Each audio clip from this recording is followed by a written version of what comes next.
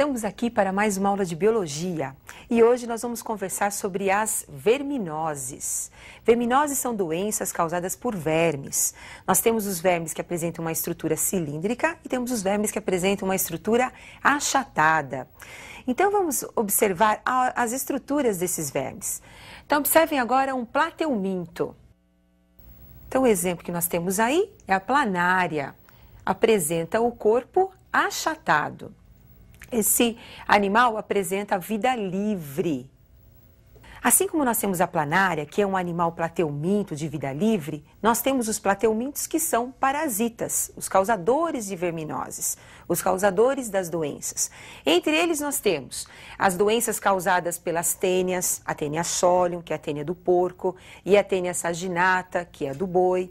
Nós temos também uma outra doença conhecida como barriga d'água, a esquistossomose, causada pelo Schistosoma mansoni, que também é um parasita plateuminto.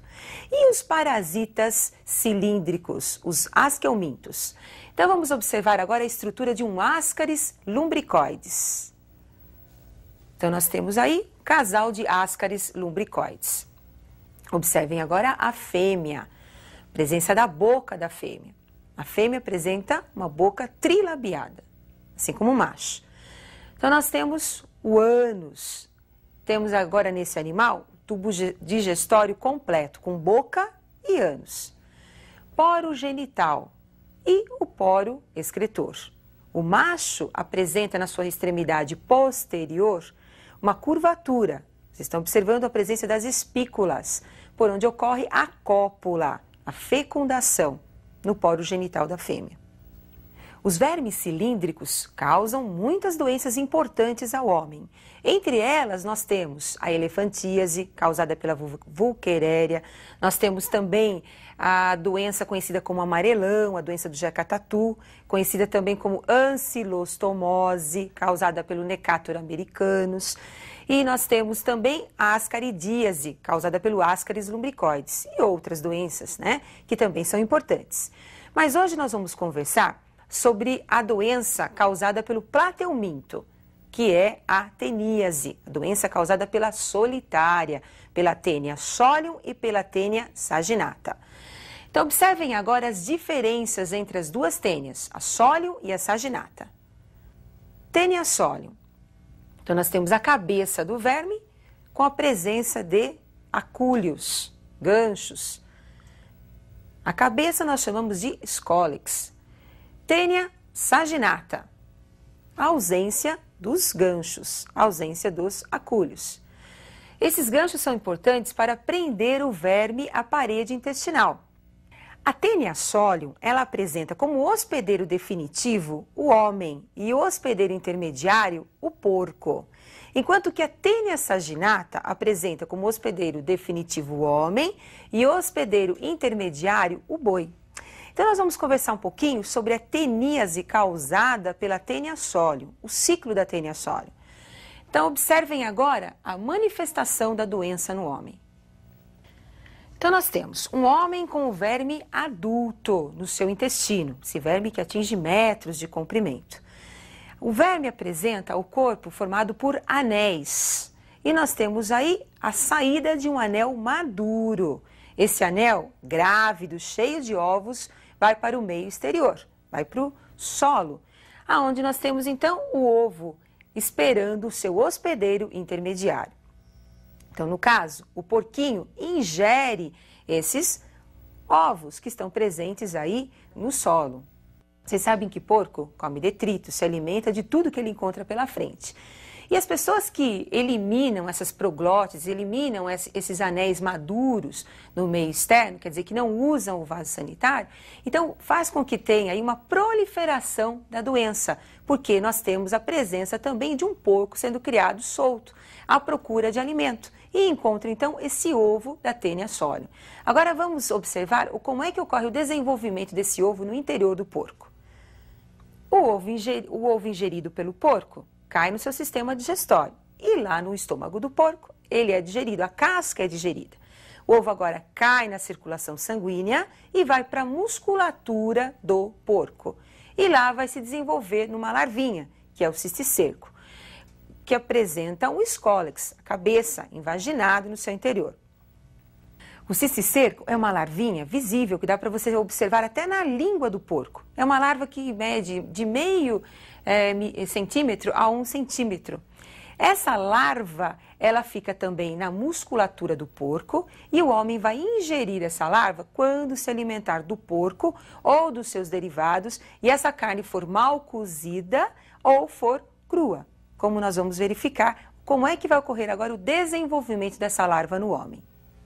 Com a ingestão da carne de porco, mal cozida ou crua, o que vai acontecer é nós teremos a entrada da larva do cisticerco. Esse cisticerco agora cai também no trato digestório do homem e vai direto para o intestino, onde nós vamos ter o desenvolvimento do verme adulto.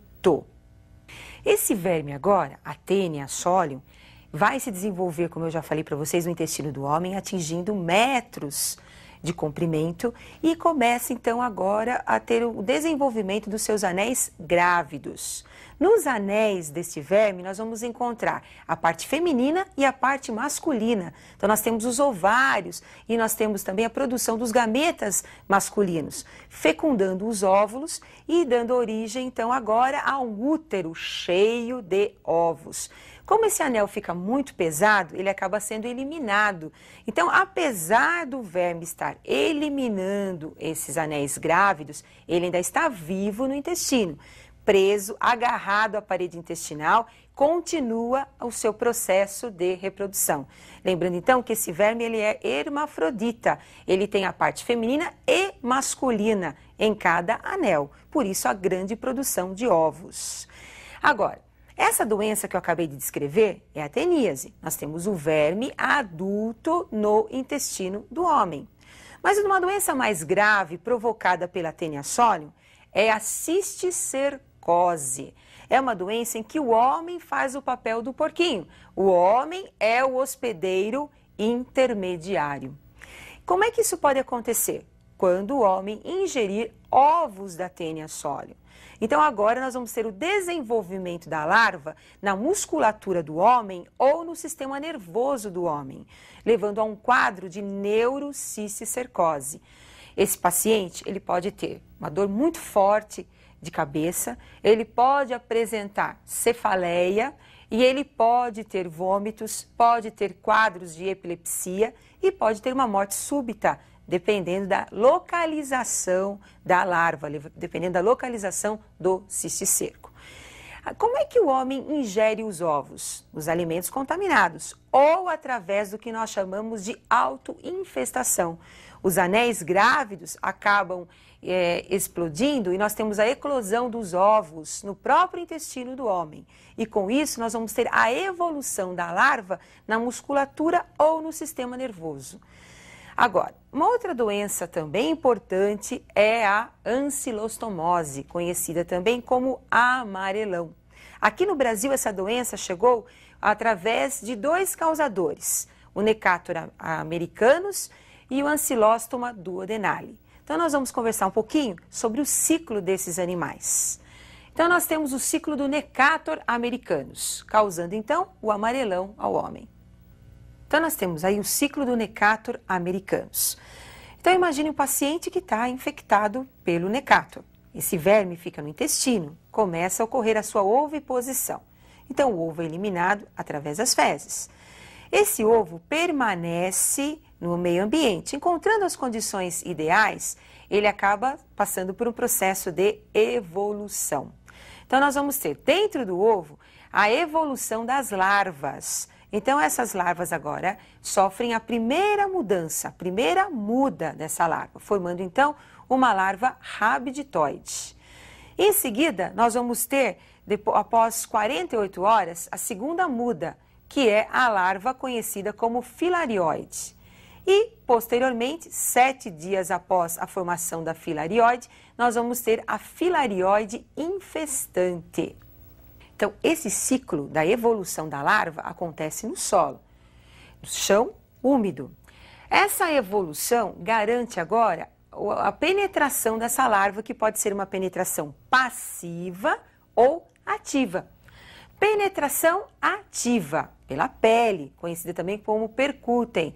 Penetração passiva, com os alimentos, pela boca, que nós chamamos de peros.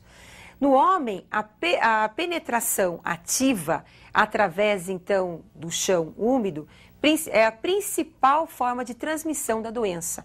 Crianças que pisam nesse chão contaminado com as larvas descalças acabam adquirindo a doença e vamos ter um quadro de evolução do verme no seu interior. Então, observem agora a evolução. Com a entrada do verme pela pele, o que nós vamos ter então? Esse verme cai na circulação sanguínea, da circulação sanguínea vai para o coração e para os pulmões, aonde vai sofrer a terceira muda.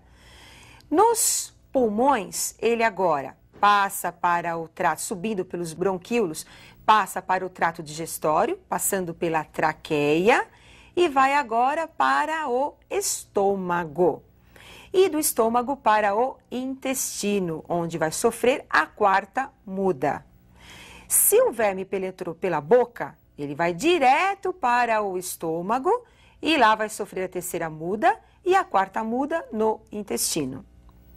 Então, no intestino agora, nós vamos ter o desenvolvimento do verme adulto, a oviposição posterior. Então, esses vermes adultos realizam a cópula, começam a produzir os seus ovos, que são eliminados pelas fezes, pelo indivíduo infectado. O principal sintoma da ancilostomose ou amarelão é a anemia ferropriva, é a anemia por falta de ferro. Lembrando que nós temos também o paciente com algumas complicações digestivas também, dependendo da quantidade de vermes que nós vamos encontrar no seu intestino. Agora, eu gostaria que você estudasse um pouquinho mais as outras verminoses, como a ascaridíase, a elefantíase, que é uma doença também importante, a enterobíase. Lembrando que a transmissão, o agente causador e a profilaxia são os pontos principais das verminoses. E eu aguardo você para o nosso próximo encontro com a biologia. Até mais, pessoal!